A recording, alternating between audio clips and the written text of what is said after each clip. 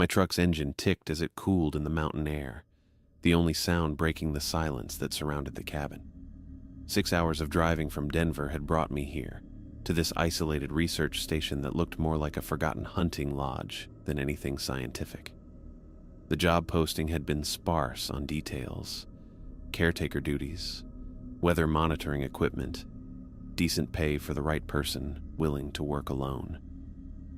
After 3 months of unemployment and watching my savings evaporate, I qualified as desperate enough for just about anything. The cabin sat in a clearing carved from dense pine forest, with jagged peaks rising on all sides like broken teeth. No power lines, no neighbors, just me and whatever wildlife called these mountains home. Perfect. The last thing I needed was people asking questions or offering sympathy about my previous job situation. I grabbed my duffel bag from the passenger seat and walked toward the front door, boots crunching on pine needles and dried leaves. The porch sagged slightly under my weight, and I made a mental note to check the structural integrity before winter set in. Mountain weather could be brutal, and the last thing I wanted was to end up trapped under a collapsed roof. Something white caught my attention as I reached for the door handle. An envelope, wedged tight behind the door frame like someone had shoved it there in a hurry. I worked it loose and turned it over in my hands. No postmark, no address, just my name written in careful block letters across the front. Inside, I found a single sheet of paper covered in the same precise handwriting. The letter started without preamble. James, you need to follow these rules exactly if you want to survive your time here. I know how this sounds, but every word is true. Don't make the same mistakes others have made. Rule 1. If you see a child in the yard, especially a girl in a blue dress, do not approach her. Do not speak to her. Get in your truck and drive away immediately. Don't come back until the next day. Rule 2. Voices will call to you from the forest. They might sound like family members or friends asking for help. Never respond. Never go looking for them. Stay inside and wait for the voices to stop. Rule 3. Never go outside at night unless the porch light is working. If it burns out or won't turn on, stay inside no matter what you hear. Rule 4.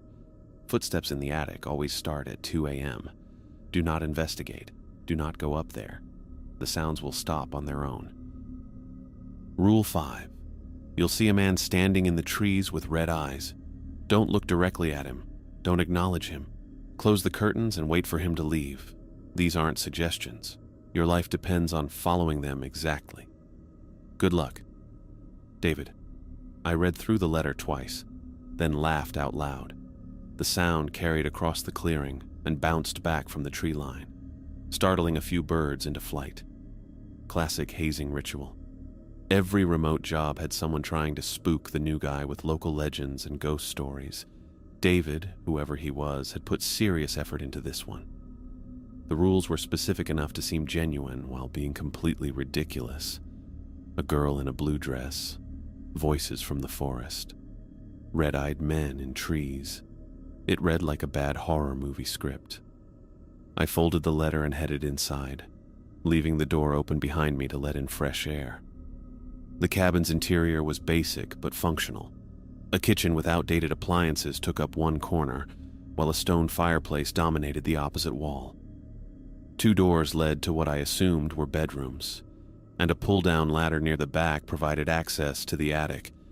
Everything looked clean and well-maintained, which surprised me. Most remote stations I'd worked showed signs of neglect. My equipment cases sat in the truck bed, waiting to be hauled inside. Weather monitoring gear mostly, digital sensors, data loggers, communication equipment to transmit readings back to the main office. The work would be straightforward. Check the instruments twice daily, record environmental data, maintain the equipment, and file reports every week. Easy money for someone who didn't mind isolation. I spent the next hour bringing everything inside and setting up my workspace in the main room. The communication equipment worked perfectly, connecting to the satellite uplink without any issues. The weather sensors would need to be positioned outside tomorrow, but I could handle the initial programming tonight. The letter sat on the kitchen counter where I'd dropped it, catching my eye every time I walked past. David's handwriting looked steady and deliberate, not like someone playing a prank. But then again, commitment to the bit was what made these things work. He'd probably spent weeks crafting the perfect haunted mountain story to mess with whoever replaced him. As the afternoon wore on, I explored the rest of the cabin. The larger bedroom had a decent bed and dresser, while the smaller one was empty except for a desk and chair. Both had windows facing different directions, giving me views of the surrounding forest. The bathroom was tiny but had hot water, which was more than I'd expected at this elevation. The attic ladder creaked when I tested it, but held my weight without issue. I climbed up and poked my head through the opening, using my phone's flashlight to look around. Nothing but empty floorboards and exposed rafters. No mysterious footsteps up there, just dust and spider webs. By evening, I had my equipment running and my gear unpacked. The cabin felt comfortable enough, with good insulation and a solid roof. I built a fire in the stone fireplace and settled into the worn couch with a book, listening to the wind move through the pines outside. David's letter still sat on the counter, visible from where I relaxed. The guy had done his homework on local folklore, I'd give him that. Mountain regions always had stories about strange sightings and unexplained disappearances. Mix in some isolation and imagination, and people could convince themselves of anything. I thought about my mother back in Phoenix, probably watching her evening shows and wondering how I was settling in. She'd worry if she knew how remote this place was, but the distance felt good right now. No one here knew about my previous job, the circumstances that led to my firing, or the months of rejection letters that followed. Just me, the mountains, and equipment that needed babysitting. The fire crackled as logs settled, sending sparks up the chimney. Outside, night had fallen completely, turning the windows into black mirrors that reflected the warm interior light. I'd need to set up the exterior sensors tomorrow and establish my daily routine. The work would keep me busy enough to avoid overthinking David's elaborate joke. I glanced at the letter one more time, then turned my attention back to my book, dismissing any thoughts about the strange warning. My hiking boots found their rhythm on the mountain trail as I made my way toward the first weather station. The morning air carried the sharp scent of pine resin and damp earth, and I felt more optimistic about this job than I had about anything in months. 2 miles of moderate hiking through familiar terrain, this was exactly the kind of work I could handle. No office politics, no pointless meetings, just me and instruments that needed basic maintenance. The first monitoring station sat in a small clearing about a quarter mile from the cabin. I pulled out my tablet and began recording the overnight readings from the temperature and humidity sensors. Everything looked normal, well within expected ranges for this elevation and season. The solar panels were clean. The data logger showed steady transmission to the main office, and the equipment housing showed no signs of weather damage. I continued deeper into the forest, following GPS coordinates to locate the remaining stations. The work proved straightforward, checking battery levels, clearing debris from instrument housings, recording measurements, and noting any maintenance needs. Each station took about 15 minutes to service properly. The routine felt good after months of uncertainty and rejection letters. I could do this job well, and the isolation meant nobody would be around to judge my previous employment situation. The third station required replacing a temperature probe that had given inconsistent readings for the past week. I'd brought spare parts in my backpack, and the repair took longer than expected. By the time I finished documenting everything and started hiking back toward the cabin, the sun had climbed well above the tree line. My stomach was starting to complain about missing breakfast when the cabin came into view through the trees. I was already thinking about what to make for lunch when I saw her. A small figure stood perfectly still in the front yard, maybe 20 feet from the cabin's porch. A girl, around 7 years old, wearing what looked like a faded blue dress. She faced directly toward me, not moving at all. No fidgeting, no curious head tilts, just complete stillness that seemed wrong for a child her age. My steps slowed as David's letter came rushing back. Rule number 1, A girl in a blue dress. Do not approach her. Do not speak to her. Get in your truck and drive away immediately. The memory hit me like cold water. I stopped walking and studied the child more carefully. Her skin looked unnaturally pale, almost gray in the filtered sunlight. And her eyes, they seemed too large for her face, completely black without any visible whites. She didn't blink, didn't move, just watched me with that unnatural stillness. My stomach dropped. This wasn't some neighbor's kid who'd wandered up the mountain. There weren't any neighbors for miles, and no way a 7-year-old could have hiked this far alone. The nearest town was over an hour's drive on winding mountain roads. The girl continued staring at me, and I felt something crawl up my spine that had nothing to do with the mountain air. Every instinct told me to call out, ask if she was lost, try to help. But David's words repeated in my head. Your life depends on following them exactly. I took a step backward, then another. The girl didn't react to my movement, didn't track me with her eyes or turn her head. She just kept staring at the spot where I'd been standing, like she was looking through me at something else entirely. My truck sat parked next to the cabin, keys in my pocket. I needed to get there without getting closer to the girl. I continued backing away slowly, then began making a wide circle around the clearing to approach the vehicle from the side. Every few steps, I glanced back at her. She hadn't moved, hadn't even shifted her weight. When I reached the truck, my hands shook as I fumbled for the keys. The girl remained motionless in the yard, still facing the spot where I'd first emerged from the forest. I started the engine and began backing down the dirt access road, keeping my eyes on the rearview mirror. The girl grew smaller in the reflection as I gained distance, but she never moved, never turned to watch me leave. Just stood there like a statue in a faded blue dress. I was about a quarter mile down the mountain road when something changed in the mirror. The girl's form seemed to waver, like heat distortion rising from summer pavement. Then she began to stretch upward, her small frame elongating in ways that defied every law of physics.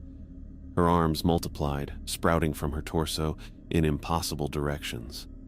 What had been a 7-year-old child twisted into something with too many limbs, all reaching and grasping at empty air. I pressed harder on the accelerator and forced myself to look away from the mirror. When I checked again 30 seconds later, the yard was empty. My heart hammered against my ribs as I navigated the winding mountain road. Every turn brought the possibility of seeing that thing, whatever it really was, standing in the road ahead. I checked the mirrors obsessively, expecting to see it following me somehow, but the road behind remained empty. The nearest gas station sat at the junction where the mountain road met the main highway, about 20 miles from the cabin. I pulled into the parking lot and sat in my truck for 10 minutes, trying to process what I'd witnessed. The logical part of my mind offered explanations. Altitude sickness, dehydration, stress from the job change. But I'd seen that thing transform with perfect clarity. No hallucination could have been that detailed, that specific. I went inside and bought coffee and a sandwich, then returned to my truck. The idea of driving back up the mountain before dark felt impossible, whatever that thing was. David's rules existed for a reason. I'd follow them exactly, which meant staying away until the next day. I spent the night in my truck in the gas station parking lot, dozing fitfully between checking the time on my phone. Every noise made me alert. Cars pulling in for fuel, the attendant emptying trash cans, the rumble of passing semis. But nothing approached my vehicle, and nothing resembled a small girl in a blue dress. The sun was well up when I finally drove back to the cabin the next morning. I parked in the same spot and approached the front yard cautiously, scanning for any sign of the girl. The yard looked normal in the bright daylight, just pine needles, scattered leaves, and patches of exposed dirt. But where the girl had stood, deep gouges marked the earth. Not footprints, but long scratches, like something with claws had been scraping at the ground. The marks were fresh, cutting through the surface dirt to expose darker soil underneath. I counted at least 6 different scratch patterns, all concentrated in the exact spot where I'd seen her standing. I walked carefully around the gouges without getting too close. Whatever had made these marks possessed strength beyond what a 7-year-old should have. The scratches were deep enough that I could have laid my finger in them. Back inside the cabin, I went straight to the kitchen counter where I'd left David's letter. I unfolded it and read through every word again, this time paying attention to details I'd dismissed as creative writing. The precise language, the specific warnings, the emphasis on exact compliance. These weren't suggestions based on local folklore. They were survival instructions written by someone who'd encountered these things firsthand and lived to warn others. David hadn't been trying to scare me with elaborate pranks. He'd been trying to keep me alive. I folded the letter carefully and put it in my shirt pocket, close to my chest where I wouldn't forget it was there. Outside, the gouged earth served as physical proof that everything David had written was real. The girl in the blue dress existed, along with whatever supernatural force allowed her to transform into something with claws and too many limbs. 4 more rules remained on David's list. If the first one had been this accurate, the others would be just as real. Voices from the forest that sounded like family members. A man with red eyes standing among the trees. Footsteps in the attic at 2 a.m. I looked up at the ceiling, noting the exact position of the attic access ladder. Tonight, I'd find out how real those footsteps were. The axe bit deep into the pine log, splitting it cleanly down the middle. I'd been working behind the cabin for about an hour, building up my winter firewood supply while the afternoon weather held.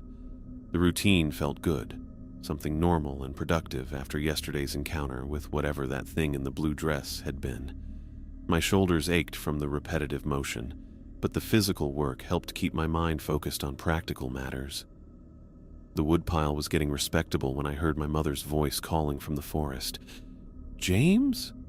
James, honey, are you there?" My axe froze mid-swing.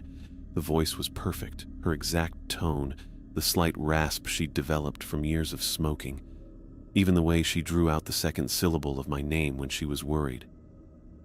But my mother lived 800 miles away in Phoenix, probably getting ready for her afternoon game shows about now. "James, please, I'm lost. I need you to help me find my way back."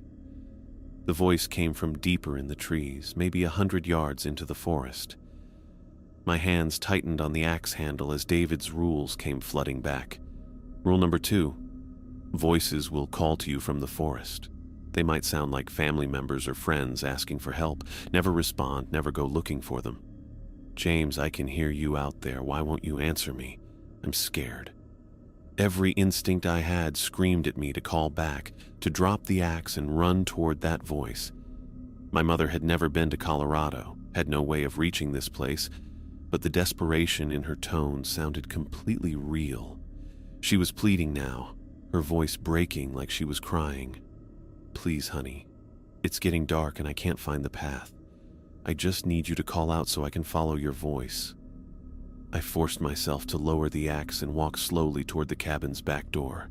My legs felt unsteady, like I was fighting against my own body's desire to rush into the forest. The voice followed me, growing more frantic. "James, don't leave me out here alone." I reached the door and fumbled with the handle, my hands shaking badly enough that it took 3 tries to turn it. Once inside, I threw the deadbolt and pressed my back against the door. The voice continued calling, moving around the cabin now like someone circling the building. "I know you're in there. Why are you hiding from me? I raised you better than this." That last part hit hard. The disappointment in her tone, the guilt trip phrasing. It was exactly what my mother would say if I actually ignored her cries for help. But I knew she was safe in her Phoenix apartment, probably making herself a sandwich and getting ready to watch her stories on television. I moved to the kitchen counter where my equipment tablet was charging and tried to focus on recording the afternoon's weather readings. My fingers kept slipping on the screen as I entered numbers, and I had to delete and retype the temperature data twice. The voice outside grew more desperate. "James, something's following me. I can hear it in the bushes. Please help me." I gripped the tablet tighter and forced myself to concentrate on the humidity measurements. Numbers, facts, data that made sense and followed logical patterns. The voice was not my mother. My mother was safe in Arizona, not wandering around a Colorado mountain forest. "Fine. If you won't help me, I'll find my own way. But don't come crying to me when you need something." The last comment was delivered in my mother's exact angry tone, the same one she'd used when I was 12 and refused to help her carry groceries. Whoever or whatever was out there had studied her, learned her speech patterns, her emotional triggers, but it wasn't her. I watched the clock on the tablet as the voice continued for another 15 minutes, alternating between pleas for help and accusations about my selfishness. Then, abruptly, it stopped. The forest went quiet, except for the normal sounds of wind moving through pine branches. I waited another hour before unlocking the door and checking outside. The woodpile sat where I'd left it, split logs scattered around the chopping block. My axe lay in the dirt where I'd dropped it. No footprints marked the soft earth around the cabin, no signs that anyone had actually been circling the building. But I could still hear that perfect reproduction of my mother's voice echoing in my head. The rest of the day passed normally. I finished my equipment checks, made dinner, and built a fire in the fireplace as evening settled over the mountains. I tried calling my mother around 8 o'clock, using the satellite phone to reach her landline in Phoenix. "Hello, honey." Her voice sounded exactly like the one from the forest, which made my stomach twist. "How's the new job going?" "It's good, Mom. Quiet, just wanted to check in." "That's sweet of you. I was just thinking about you today. Had this weird feeling like you might be in some kind of trouble." I nearly dropped the phone. "What kind of feeling?" "Oh, you know how mothers worry. Probably nothing. Just seemed like you might need help with something." We talked for another 10 minutes about her neighbors and the Phoenix weather, but her earlier comments stuck with me long after I hung up. Some kind of connection had existed between the voice in the forest and my actual mother, like whatever was out there had been tugging on the emotional bond between us. I went to bed around 11, but sleep took a long time to come. Every small sound from outside made me alert. Branches creaking, wind patterns changing, the distant call of an owl. When I finally dozed off, I kept one ear open for any voices that might start calling again. At exactly 2 in the morning, heavy footsteps began pacing back and forth in the attic directly above my bedroom. I jolted awake as the first footfall echoed through the ceiling. The steps were deliberate and rhythmic, like someone searching methodically through the space above me. Not random creaks or settling noises, but the unmistakable sound of weight moving across floorboards. Another step, then another. The pattern repeated every few seconds as whatever was up there walked from one end of the attic to the other. I lay frozen in bed, counting each footfall and watching tiny particles of dust drift down from the ceiling in the moonlight streaming through my bedroom window. Rule number 4 echoed in my memory. Footsteps in the attic always start at 2 a.m. Do not investigate. Do not go up there. The sounds will stop on their own. The steps continued their steady pattern for what felt like hours. I checked my phone repeatedly, 2:15, 2:22, 2:38. The sound never varied in rhythm or intensity. Just that same deliberate pacing, like someone looking for something specific and checking every corner of the attic space. More dust filtered down as the footsteps passed directly overhead. I found myself holding my breath during each pass, then exhaling slowly when the sounds moved to the far end of the attic. The temptation to grab a flashlight and climb up there was overwhelming. Whatever was making those sounds was in my space, in my cabin, and every instinct told me to confront it. But David's rules had been right about the girl in the blue dress and the voices in the forest. If he said not to investigate the attic, then I'd stay exactly where I was. By 2:45, the steady rhythm was making me feel hypnotized. The same pattern, over and over, with dust motes dancing in the moonbeams each time the footsteps passed overhead. I started counting. 1, 2, 3, 4 steps across, then a pause, then the return journey. 15 seconds each way. At exactly 3 in the morning, the footsteps stopped. The silence felt heavier than the noise had been. I waited another hour before relaxing enough to close my eyes again, and when I finally fell asleep, I dreamed about my mother calling for help while something with too many feet paced endlessly through empty rooms above her head. The next evening, I was reading by the living room window when a movement in the trees caught my attention. I looked up from my book to see a tall figure standing among the pine trees about 50 yards away from the cabin. The man was motionless, just like the girl had been, but where she'd been small and pale, this figure towered above the surrounding undergrowth, and his eyes, 2 points of red light that cut through the evening darkness like searchlights, fixed directly on my window. I immediately looked down at my book, remembering rule number 5. Don't look directly at him. Don't acknowledge him. Close the curtains and wait for him to leave. My hands shook as I stood up and walked to the window. The red glow was visible in my peripheral vision, those twin points of light tracking my movement. I grabbed the curtain edge and pulled it closed, blocking my view of the forest completely. Then I sat back down and tried to continue reading, though the words blurred together on the page. The book was about weather patterns in mountain regions, technical and boring enough that I'd hoped it would help me relax. Instead, I kept reading the same paragraph over and over while my mind focused on what was standing outside. Minutes crawled by. I checked my phone obsessively. 7:30, 7:45, 8:10. The curtain remained closed, but I could feel those red eyes out there, watching the cabin, waiting for me to look back, to make eye contact, to acknowledge what I'd seen. At 8:20, I heard something that made my blood freeze. A low sound, almost below the range of human hearing, like a massive engine idling in the distance. It seemed to come from the direction where the figure was standing, a deep rumble that I felt more than heard. The sound continued for several minutes, then faded away. I forced myself to wait another hour before checking the window again. When I finally pulled back the curtain, the forest looked empty. No tall figure, no red eyes cutting through the darkness. But something was wrong with the trees where he'd been standing. I grabbed a flashlight and stepped onto the front porch, shining the beam toward the spot where I'd seen the figure. A cluster of pine trees that had been green and healthy yesterday now stood completely dead. Their needles had turned brown and fallen away, leaving bare branches that looked like skeletal fingers reaching toward the sky.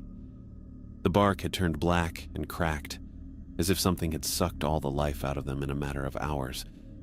I kept the flashlight beam moving, not wanting to focus on any one spot too long in case those red eyes were still out there somewhere. But the dead trees were unmistakable. 5 mature pines that had been killed by whatever force that figure carried with him. Back inside, I made sure all the curtains were closed and every door was locked. 3 of David's 5 rules had now proven themselves real. The girl in the blue dress, the voices from the forest that sounded like people I knew, the footsteps in the attic at exactly 2 in the morning, the red-eyed man standing among the trees. Only Rule 3 remained untested: never go outside at night unless the porch light was working. I walked to the front door and flipped the switch, watching the porch light illuminate the wooden boards outside. It worked fine, casting a warm yellow glow across the front yard. But looking at those dead trees in the distance, I had no intention of testing whether the light would keep working when I needed it most.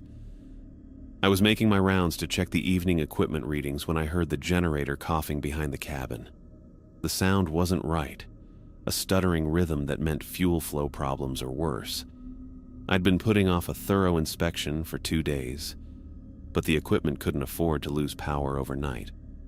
The porch light cast its familiar yellow glow across the front yard as I walked around to the generator housing. I'd grown to appreciate that light more than I'd ever thought possible. Such a simple thing. But after seeing what David's rules protected against, I checked it obsessively every evening. I was pulling off the generator's access panel when the light clicked off behind me. The darkness hit like a physical weight. No moon tonight, just thick clouds that blocked even the faintest starlight. I fumbled for my phone's flashlight and illuminated the generator's interior, but my hands were already shaking. Rule 3 echoed in my head with perfect clarity. Never go outside at night unless the porch light is working. If it burns out or won't turn on, stay inside no matter what you hear. But the generator was on its last legs. The fuel filter looked clogged, and the carburetor was making grinding noises that meant serious internal problems. If this thing died completely, I'd lose all my monitoring equipment. The satellite uplink, the data transmission, everything that connected me to the outside world would go dark. I walked quickly to the front door and tested the porch light switch. Nothing. I tried it several more times, but the bulbs stayed dark. The generator was still running, so the electrical problem was isolated to the light circuit. Probably a blown bulb or loose connection. My equipment cases sat inside the cabin, including spare bulbs and basic electrical tools. I could replace the bulb and restore the light in 5 minutes. But that meant going back outside afterward to finish the generator repairs, and by then it might be too late. The engine was making worse noises with each passing minute. I stood in the doorway for a long moment, weighing my options. David's rules had saved my life 3 times already, but they'd been written by someone who didn't depend on this equipment for his livelihood. If the generator died, I'd lose my job and end up back where I started, unemployed and running out of savings. The carburetor made a particularly awful grinding sound, and I made my decision. I grabbed my phone for light and headed back to the generator housing. 5 more minutes of work, then straight inside. The porch light could wait until morning. I'd barely started loosening the fuel filter when the whispers began. They came from every direction at once. Dozens of voices speaking in languages I didn't recognize. Not English, not Spanish, not anything that sounded remotely familiar. The words had a flowing musical quality that would have been beautiful under different circumstances, but hearing them emerge from the pitch-black forest made my skin crawl. I kept working on the fuel filter, trying to ignore the sounds.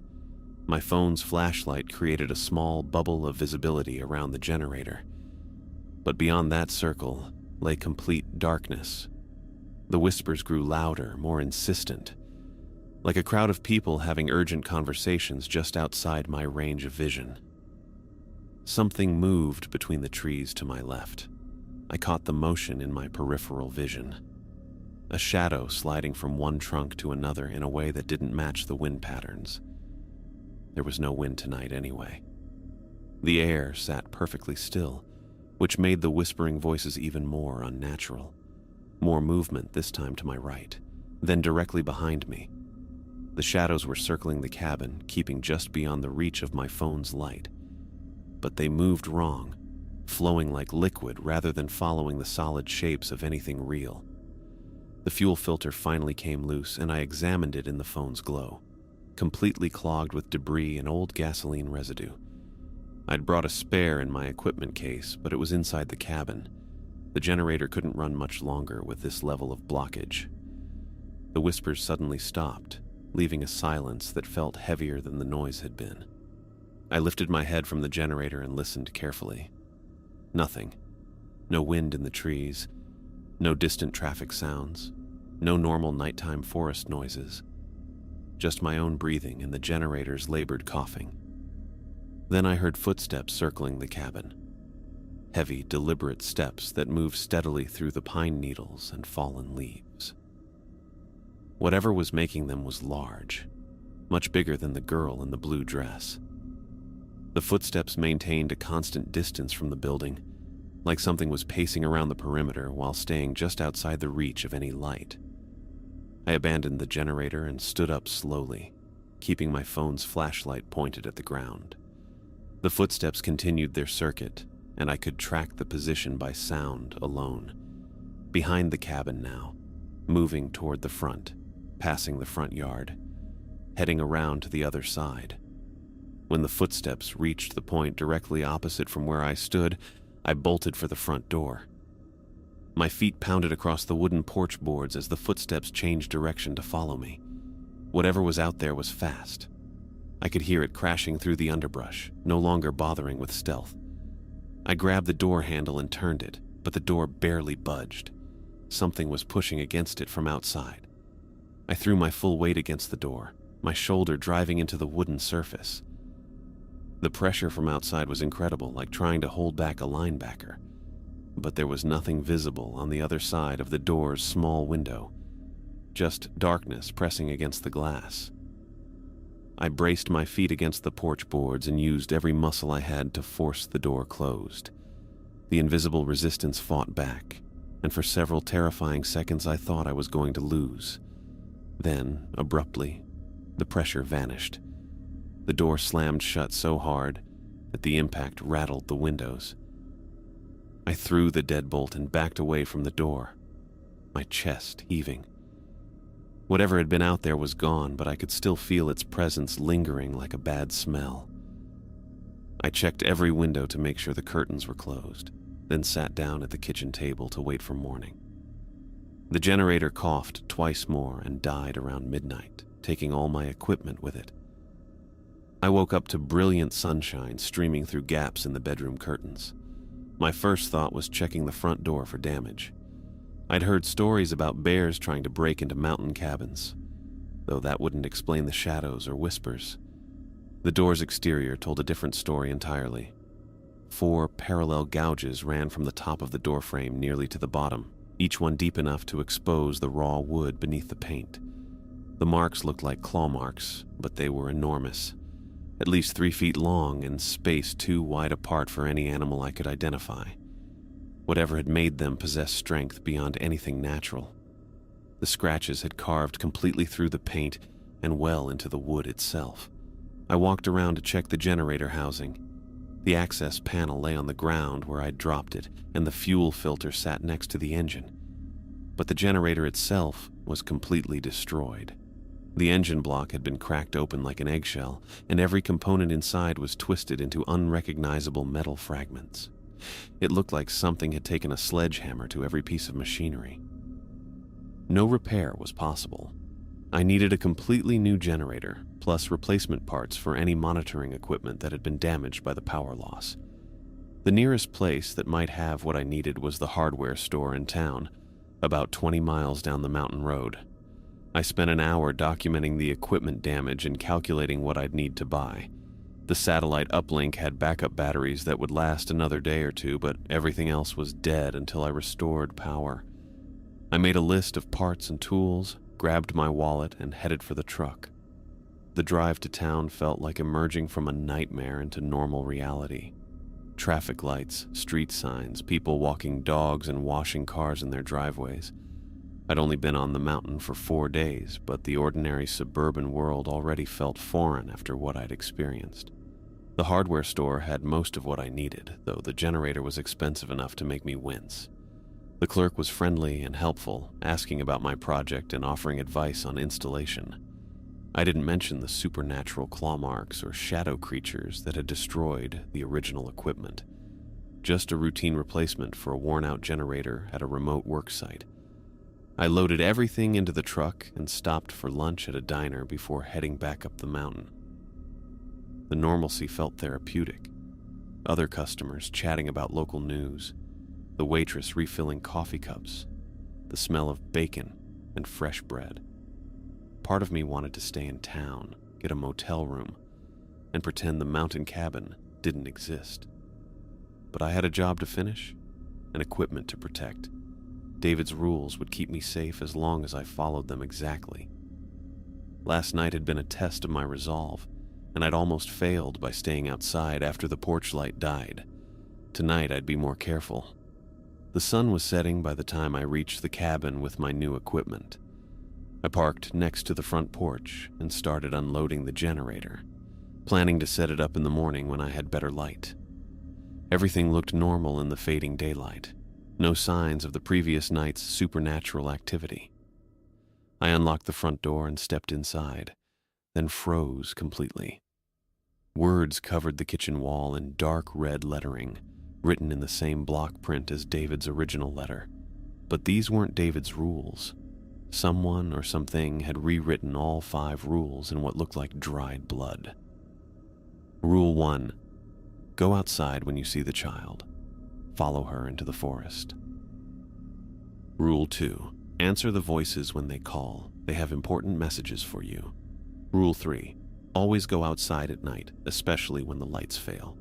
Rule 4. Investigate the attic immediately when you hear footsteps. Do not wait. Rule 5. Look directly at the red-eyed man. Make eye contact and acknowledge his presence. Every rule was the exact opposite of David's original warnings. Instead of protecting me, these new rules would guarantee my death. I pulled David's letter from my shirt pocket and compared the handwriting. The style was similar, but the blood-red lettering had an unnatural quality that made my eyes water when I looked at it directly. Something was trying to trick me into breaking the real rules. The entities had figured out that I was following David's instructions, and now they were attempting to manipulate me into destroying my own protection. I dragged the kitchen table against the wall to cover the bloody writing, then moved a bookshelf in front of that for good measure. I couldn't stand to look at those false rules any longer. The real rules were safely memorized and written in David's letter. These new ones were lies, designed to get me killed. By the time I finished barricading the kitchen wall, full darkness had settled over the mountain. I checked that the porch light was working. It was, then locked every door and window before retreating to the bedroom. I moved the dresser in front of the bedroom door and built a makeshift barricade using the desk chair and some equipment cases. At exactly 2 a.m, the footsteps in the attic began, but tonight they were different. Instead of the steady, measured pacing I'd grown accustomed to, these footsteps were frantic and aggressive. Something was running back and forth across the attic floor, then jumping up and down with enough force to shake dust from the ceiling. Objects crashed and tumbled overhead like furniture was being thrown around. The false rules on the kitchen wall had said to investigate the attic immediately. Don't wait. But David's real rule was clear. Never go up there, no matter what I heard. The sounds would stop on their own. Except they weren't stopping. If anything, they were getting louder and more violent. Something heavy slammed into the attic floor directly above my bed, hard enough to crack the ceiling plaster. Pieces of paint and drywall rained down on my blankets. More crashes followed, each one louder than the last. It sounded like a demolition crew was working in the attic, systematically destroying everything up there. The ceiling fixture swayed with each impact, and hairline cracks spread across the plaster like spider webs. I pulled the blanket over my head and tried to block out the noise, but the attacks continued for hours.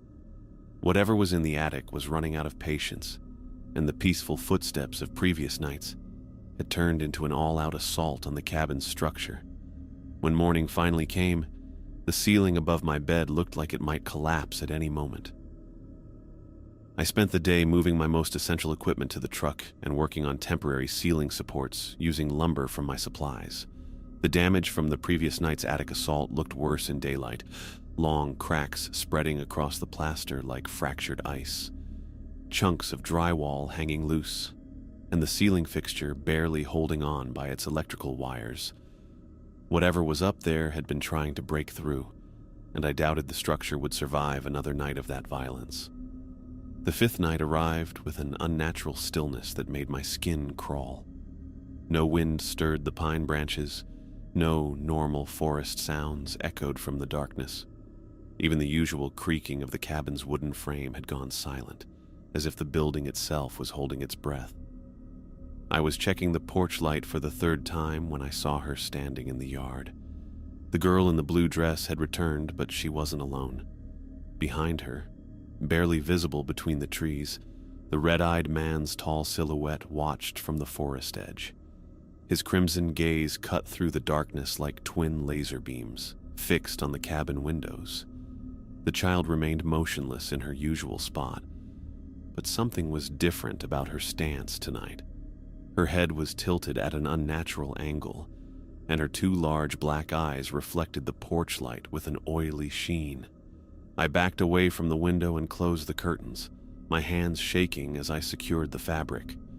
Rule 1 and Rule 5 were being tested simultaneously. Don't look at the child.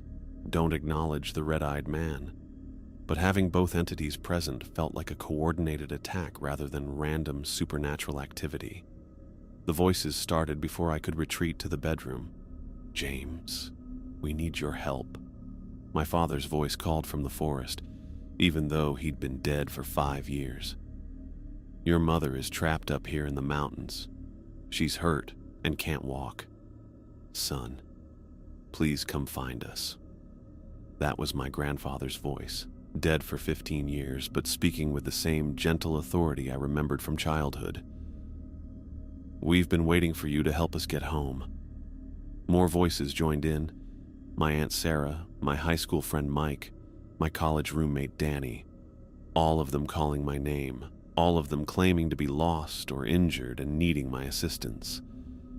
The voices came from every direction around the cabin, creating a chorus of familiar people who should have been impossible to hear. I pressed my back against the kitchen wall and tried to block out the sound, but the voices grew more insistent. They were saying things only the real people would have known: childhood memories, private conversations, inside jokes that no supernatural entity should have been able to access. Yet I knew they were all lies designed to make me break Rule 2. Above my head, the attic exploded into violence. The attic access door began rattling. The wooden panel in the hallway ceiling shook violently in its frame, like something was trying to push it open from above. The metal hinges groaned under the strain, and dust cascaded down with each impact. Whatever was up there had abandoned any pretense of stealth and was now actively trying to break through into the main cabin. The voices outside grew more frantic. The child remained motionless in the yard. The red-eyed man's gaze burned through the curtains, and the attic access door rattled harder with each passing second. All 5 supernatural forces were working together in a coordinated assault designed to terrorize me into breaking the rules. The access door's hinges snapped. The wooden panel crashed to the hallway floor, and the pull-down ladder unfolded with a metallic screech. Darkness yawned above the opening like an open mouth. But I could hear movement up there. Something large, shifting around among whatever David and the other caretakers had left behind. I had 2 choices: wait for whatever was in the attic to come down and confront me in the cabin, or take control of the situation and go up there myself. Neither option followed David's rules, but the rules assumed the entities would maintain their usual patterns. Tonight was different. Tonight they were breaking their own established behaviors to force a confrontation. I grabbed my flashlight and headed for the ladder. The rungs creaked under my weight as I climbed into the attic space. My flashlight beam swept across the area, revealing something I hadn't expected.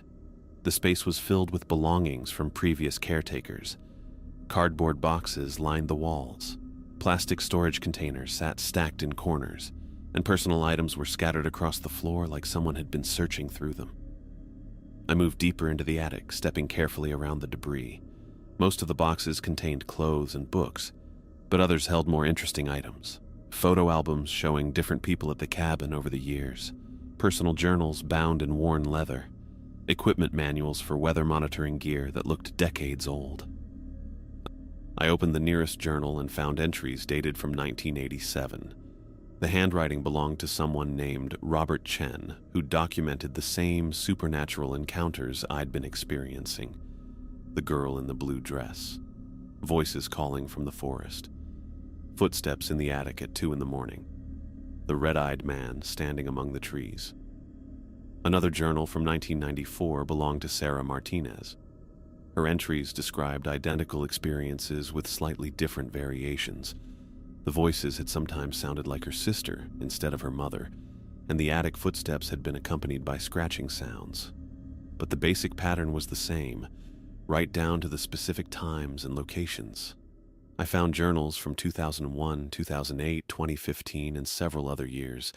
Each caretaker had faced the same supernatural forces, and each had documented their experiences in careful detail. But something was wrong with the timeline. Some journals ended abruptly mid-entry, others had final pages that had been torn out, and a few showed signs of water damage or fire. The most recent journal was different from the others. The handwriting was familiar, the same block letters as the warning letter I'd been carrying in my shirt pocket. This was David's journal, and it contained information the others didn't have. I opened to the final entry, dated just 3 months ago, day 28. I figured out what they are and why they're trapped here. Some kind of accident or ritual went wrong decades ago, binding them to this specific location. They can't leave the mountain on their own, but they can possess anyone who breaks the rules. Once they have a human host, they can use that person's body to escape. I've been talking to them through the attic access. They're getting desperate. Each caretaker who follows the rules completely stays safe. But anyone who breaks even one rule disappears forever. I think they're using the missing people's bodies to try different escape methods. The entities keep offering deals. They promise to let me live if I help them leave the mountain.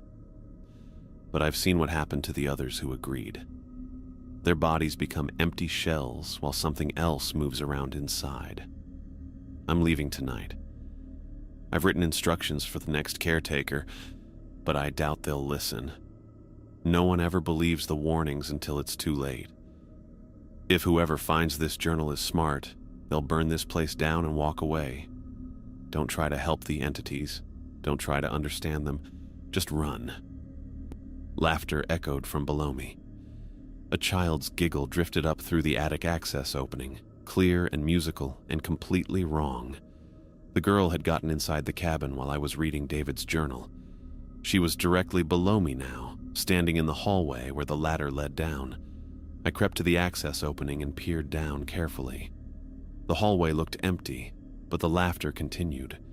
Closer now, like she was moving through the cabin's main room. I could hear her bare feet patting against the wooden floor as she explored the space I'd thought was secure. More sounds joined hers. Heavy footsteps that belonged to something much larger than a 7-year-old girl. The red-eyed man had entered the cabin as well, and the voices from outside were growing louder as additional entities gathered around the building.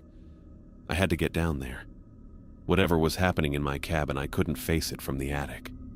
I stuffed David's journal into my jacket pocket and moved toward the ladder, but stopped when I heard my mother's voice speaking directly below the opening.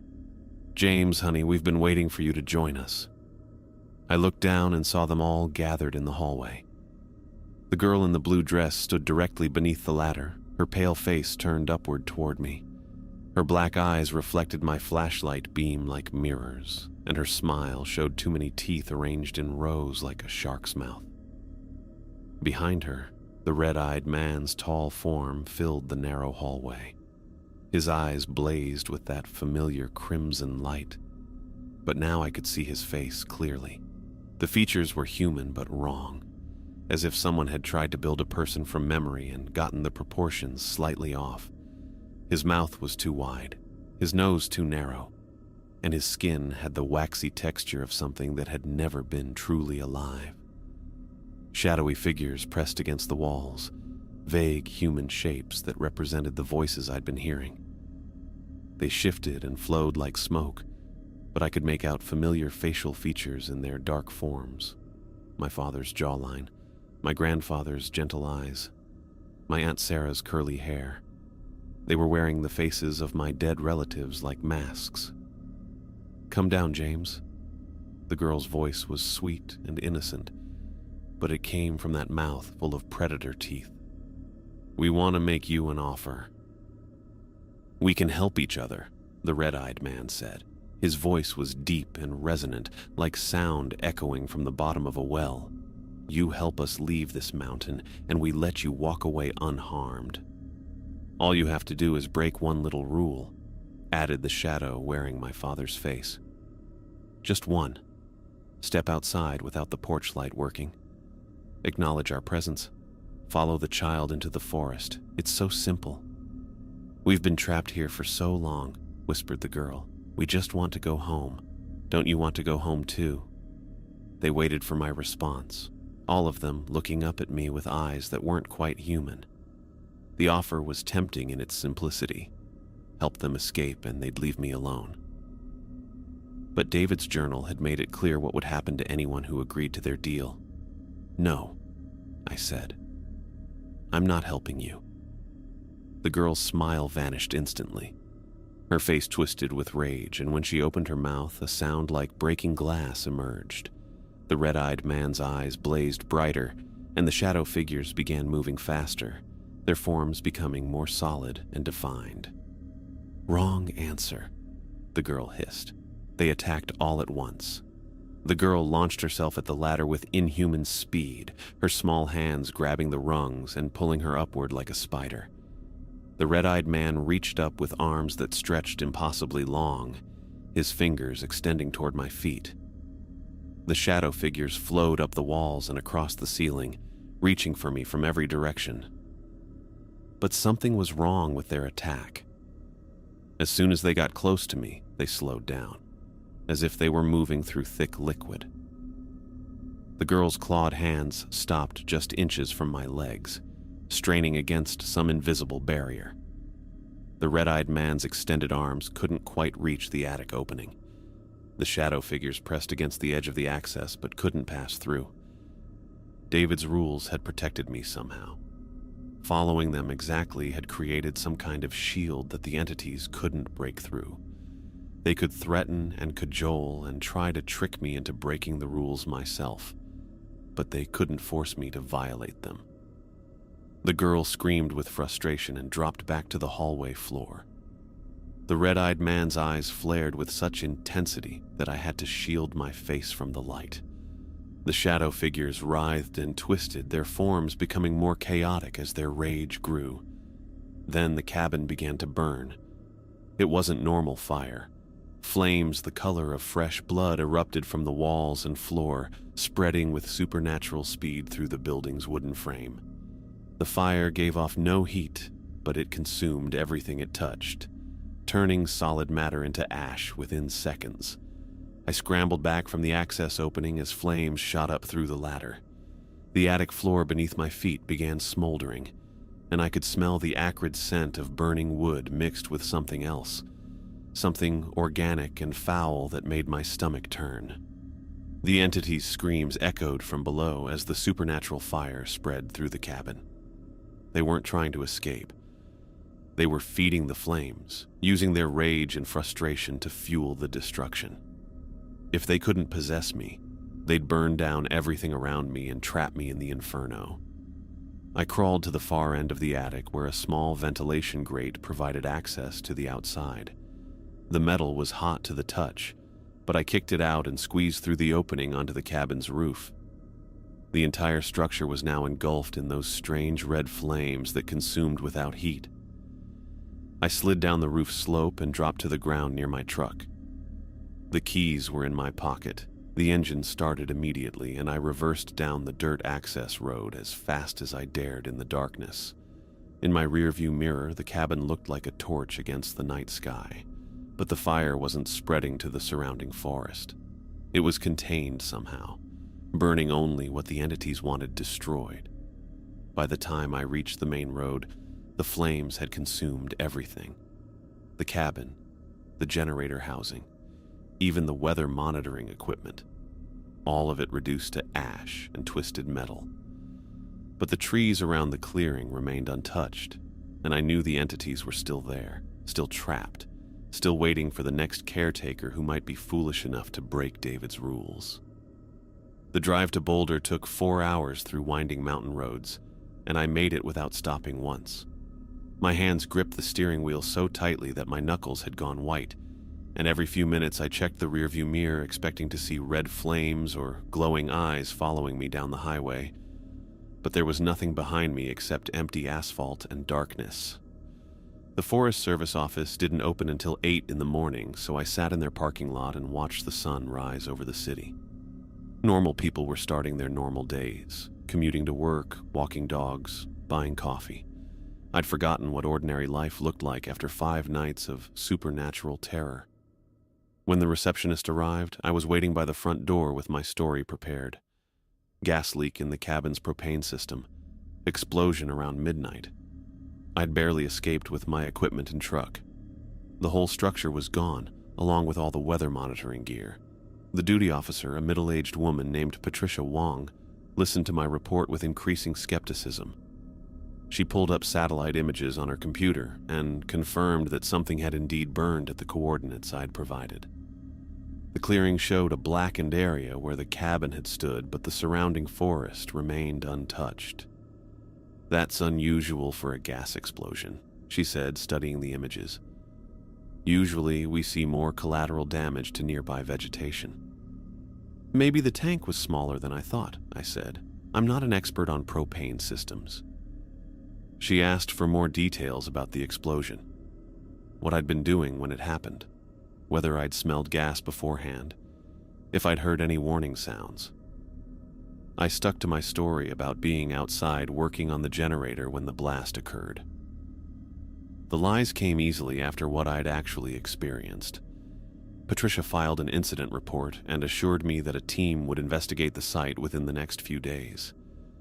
She also mentioned that I'd be compensated for the lost equipment, though there would be an investigation into the cause of the explosion.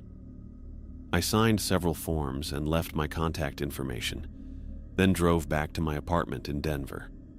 For the first time in a week, I slept through the night without listening for footsteps or voices. Over the following days, I couldn't stop thinking about what David's journal had revealed. The entities had been trapped on that mountain for decades, and the Forest Service had been unknowingly feeding them a steady supply of potential victims. Every few years, someone would take the caretaker job and either follow the rules to survive or break them and disappear completely. I started researching the mountain's history using online databases and newspaper archives. What I found made my stomach turn. The disappearances went back to 1947, when the first weather monitoring station had been established.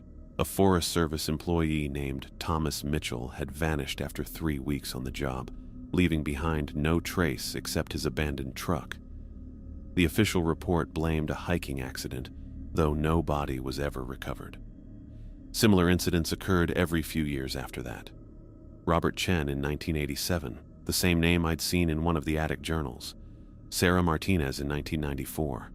At least 12 other people over the decades, all taking jobs as caretakers or researchers at that specific location, all vanishing without explanation.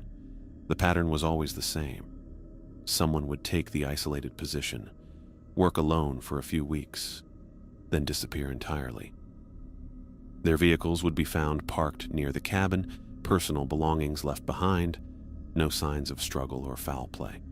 The Forest Service would conduct searches, file reports, and eventually hire replacements. What bothered me most was how readily they kept filling the position. After so many disappearances, any reasonable organization should have questioned whether the location was safe for solo workers. But the job postings continued appearing regularly, always emphasizing the isolation and independence that would appeal to people like me, unemployed, desperate, willing to work anywhere for decent pay. I wondered if the entities somehow influenced the hiring process, drawing in exactly the type of people who would be most vulnerable to their manipulations. I spent hours online tracking down contact information for the families of missing caretakers. Most of them had given up hope years ago, but they were willing to talk about their lost relatives. What I learned confirmed my worst suspicions. 3 of the families mentioned that their missing person had received written warnings before starting the job. Robert Chen's sister still had copies of rules her brother had shown her, though she'd dismissed them as pranks at the time. The rules were nearly identical to David's letter, with the same 5 warnings about the girl in the blue dress, voices from the forest, staying inside at night, avoiding the attic footsteps and not acknowledging the red-eyed man. Sarah Martinez's mother remembered her daughter mentioning weird instructions left by the previous caretaker. Sarah had thought they were ridiculous and had thrown them away immediately. She'd lasted 6 days before disappearing. The families who'd never heard about any rules had lost their relatives within the first week of employment. Those who'd received warnings but ignored them had disappeared after 2 or 3 weeks. Only David had survived long enough to escape, and he'd done it by following every rule exactly until he could get away. I was supposed to be next in that cycle. If I hadn't found David's letter, or if I'd dismissed it as a joke like Sarah Martinez had done, I would have been dead within days. The entities had been waiting patiently for me to break just one rule so they could use my body to escape their mountain prison. A week after my visit to the Forest Service office, my phone rang with an unknown number. "Mr. Harrison? This is Patricia Wong from the Boulder Forest Service. I have a job opportunity that might interest you." The position was at a remote weather station in the Montana wilderness. More isolated than the previous location, better pay, and they needed someone immediately. The previous caretaker had left unexpectedly, and they were behind on data collection. "I understand if you're hesitant after what happened in Colorado," Patricia said. "But this is a different situation entirely. Modern facilities, better communication equipment, and the area has an excellent safety record." I listened to her pitch while staring at David's letter, which I'd taped to my refrigerator as a constant reminder. The entities from my mountain were trapped there, permanently. But what if other locations had similar problems? What if the Forest Service was unknowingly managing multiple supernatural sites, feeding victims to things that had been contained for decades? "Thank you for thinking of me," I said, "but I'm not interested in remote work anymore." Patricia seemed surprised by my refusal. She offered to increase the salary, mentioned excellent benefits, and emphasized how rare it was to find such isolated positions. The more she pushed, the more convinced I became that this wasn't a normal job offer. "I've taken a position in Denver," I told her, "something more permanent." The next morning, I applied for a job at Morrison Hardware, a family-owned store that had been operating since the 1960s. The work was simple, helping customers find tools and supplies, operating the cash register, stocking shelves.